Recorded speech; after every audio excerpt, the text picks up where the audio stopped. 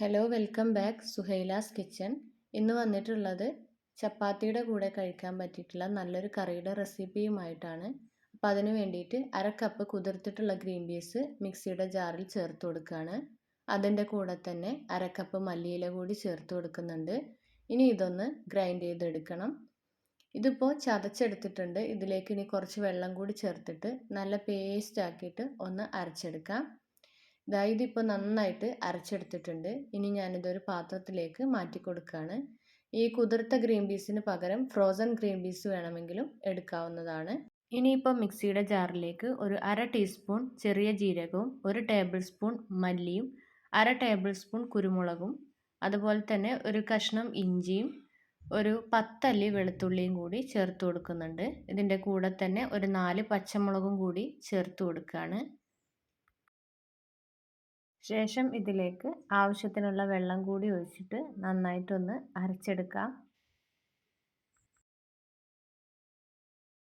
ഞാനിപ്പോൾ ഇതിവിടെ അരച്ചെടുത്തിട്ടുണ്ട്. ഒരുപാട് ഫൈനായിട്ട് അരച്ചെടുക്കണം എന്നില്ല, ഇങ്ങനെ തരിതരിപ്പായിട്ടൊന്ന് അരച്ചെടുത്താൽ മതി. ഇനിയിപ്പോൾ ഒരു പാനിലേക്ക് ഒരു 3 ടേബിൾ സ്പൂൺ വെളിച്ചെണ്ണ ചേർത്ത് കൊടുക്കുകയാണ്. ഇതിലേക്ക് ഇനി ഒരു 3 ഉരുളക്കിഴങ്ങാണ് ഞാൻ എടുത്തിട്ടുള്ളത്. അത്യാവശ്യം വലിയ പീസായിട്ട് കട്ട് ചെയ്തിട്ടുള്ളതാണ്. ഇതൊന്ന് ചേർത്ത് കൊടുക്കാം. എന്നിട്ട് നന്നായിട്ടൊന്ന് വഴറ്റി കൊടുക്കാം. രണ്ട് വശവും ഒന്ന് റോസ്റ്റായിട്ട് വരുന്നത് വരെ, ചെറുതായിട്ടൊന്ന് കളർ ചേഞ്ച് ആവുന്നത് വരെ നമുക്കിതൊന്ന് റോസ്റ്റ് ചെയ്തെടുക്കണം. അപ്പോൾ ആദ്യം ഇതൊന്ന് കുക്കാവാൻ വേണ്ടിയിട്ട് ഒന്ന് അടച്ച് വെച്ചിട്ട് ചെറുതായിട്ടൊന്ന് വേവിച്ചിട്ടെടുക്കുകയാണ്. ഇടയ്ക്കൊന്ന് തുറന്ന് ഇളക്കി കൊടുക്കാം. രണ്ട് വശവും തിരിച്ചും മറിച്ചുവിട്ട് ഒന്ന് കുക്കായ ശേഷം നമുക്കിത് എണ്ണയിൽ നിന്ന് കോരി മാറ്റാം. അതേ പാനിലേക്ക് തന്നെ അര ടീസ്പൂൺ ചെറിയ ജീരകം കൂടി ചേർത്ത് കൊടുക്കുകയാണ്. ഇതിലേക്ക് ഒരു പച്ചമുളക് കൂടി ചേർത്ത് കൊടുക്കുന്നുണ്ട്. ഇനി ഒരല്പം കായപ്പൊടി കൂടി ചേർത്ത് കൊടുക്കാം. ഒരു അര ടീസ്പൂണോളം ചേർത്ത് കൊടുത്താൽ മതി. ശേഷം നമ്മൾ അരച്ച് വെച്ചിട്ടുള്ള ഗ്രീൻ പീസിൻ്റെ ആ ഒരു പേസ്റ്റ് ഉണ്ടല്ലോ, അതൊന്ന് ചേർത്ത് കൊടുക്കാം. എന്നിട്ട് നന്നായിട്ടൊന്ന് വഴറ്റി കൊടുക്കാം.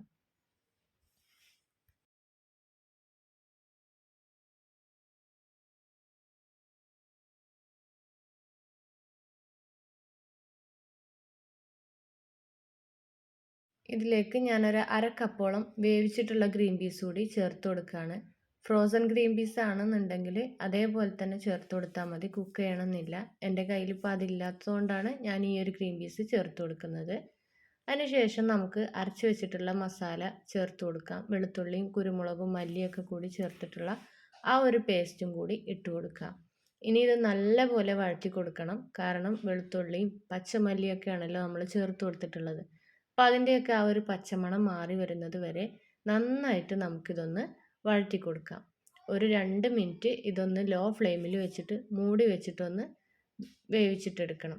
അതിനുശേഷം തുറന്നിട്ട് നമുക്ക് അര ടീസ്പൂൺ മഞ്ഞൾപ്പൊടി കൂടി ചേർത്ത് കൊടുത്തിട്ട് നന്നായിട്ട് ഒന്നും കൂടി വഴറ്റിയെടുക്കാം.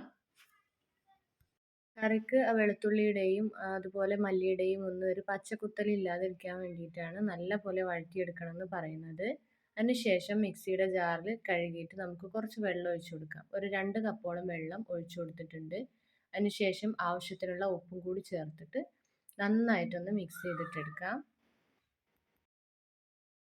കുറച്ചും കൂടി വെള്ളം ആവശ്യമുണ്ട്, അപ്പോൾ അതും കൂടി ഒഴിച്ചു കൊടുക്കുകയാണ്. ഈ കറി കുറച്ച് സമയം ഒന്ന് തിളക്കുമ്പോഴത്തേക്ക് നല്ല പോലെ തിക്കായിട്ട് വരും. അപ്പോൾ അത്യാവശ്യം വെള്ളം ഒഴിച്ചിട്ട് തന്നെ വേവിച്ചിട്ടെടുക്കാം. ഇപ്പോൾ വെള്ളമൊക്കെ നല്ല പോലെ തിളച്ച് വന്നിട്ടുണ്ട്. കറി കാണുമ്പോൾ തന്നെ നല്ലൊരു ഭംഗിയാണ് കാണാനായിട്ട് കേട്ടോ. ഈ സമയത്ത് നമുക്കിതിലേക്ക് ആവശ്യത്തിനുള്ള ഉപ്പും കൂടി ചേർത്ത് കൊടുക്കാം. അതിനുശേഷം നമ്മൾ നേരത്തെ റോസ്റ്റ് ചെയ്ത് മാറ്റി വെച്ചിട്ടുള്ള ഉരുളക്കിഴങ്ങ് ചേർത്ത് കൊടുക്കാം. ഉരുളക്കിഴങ്ങും കൂടി ചേർത്തിട്ട് നല്ല പോലെ ഒന്ന് മിക്സ് ചെയ്തിട്ട് മീഡിയം ടു ലോ ഫ്ലെയിമിൽ ഒരു 5 മിനിറ്റോളം ഒന്ന് കുക്ക് ചെയ്തെടുക്കാം. അടച്ചു വെച്ചിട്ട് വേണം ഇതൊന്ന് കുക്ക് ചെയ്തെടുക്കാനായിട്ട്. ഇപ്പോൾ ദാ നമ്മുടെ കറിയൊക്കെ ഒരു 5 മിനിറ്റ് നല്ല പോലെ തിളച്ചിട്ടുണ്ട്. ഇപ്പോൾ ഇതാ ഉരുളക്കിഴങ്ങൊക്കെ നല്ലപോലെ വെന്തിട്ടുണ്ട് കേട്ടോ. ഒരു പീസ് എടുത്തിട്ട് നമുക്ക് ഇതേപോലെ ഒന്ന് ചെക്ക് ചെയ്ത് നോക്കാം. കണ്ടോ, നല്ലപോലെ വെന്തിട്ടുണ്ട്. ഈ സമയത്ത് നമുക്ക് ഫ്ലെയിം ഓഫ് ചെയ്താം. അപ്പോൾ ഇത്രയേ ഉള്ളൂ. നല്ല സിമ്പിളായിട്ടുള്ള നല്ല ടേസ്റ്റി ആയിട്ടുള്ള ഒരു കറിയാണ് കേട്ടോ. അപ്പോൾ ഈ രാത്രിയിൽ ഡിന്നറിൻ്റെ കൂടെയൊക്കെ ചപ്പാത്തി ഉണ്ടാക്കുമ്പോൾ എന്താണ് കറി ഉണ്ടാക്കുക എന്നാലോചിച്ച് ടെൻഷൻ അടിക്കേണ്ട ഒരു കാര്യമില്ല. കുറച്ച് ഗ്രീൻ പീസും മല്ലിയിലയും ഉരുളക്കിഴങ്ങും ഉണ്ടെങ്കിൽ ഉണ്ടാക്കിയെടുക്കാൻ പറ്റിയിട്ടില്ല നല്ല സൂപ്പർ ടേസ്റ്റി ആയിട്ടുള്ള ഒരു കറി തന്നെയാണിത്. അപ്പോൾ അതേപോലെ ഉള്ളിയോ തക്കാളിയോ ഒന്നും വഴറ്റിയെടുക്കേണ്ട സമയമൊന്നും വേണ്ട. അപ്പോൾ നല്ല ടേസ്റ്റി ആയിട്ടുള്ള കറിയാണ്. എല്ലാവരും ഒന്ന് ട്രൈ ചെയ്ത് നോക്കുക. വീഡിയോ ഇഷ്ടമായിട്ടുണ്ടെങ്കിൽ ലൈക്ക് ചെയ്യുക, സബ്സ്ക്രൈബ് ചെയ്യുക, കമൻറ്റ് ചെയ്യുക കേട്ടോ.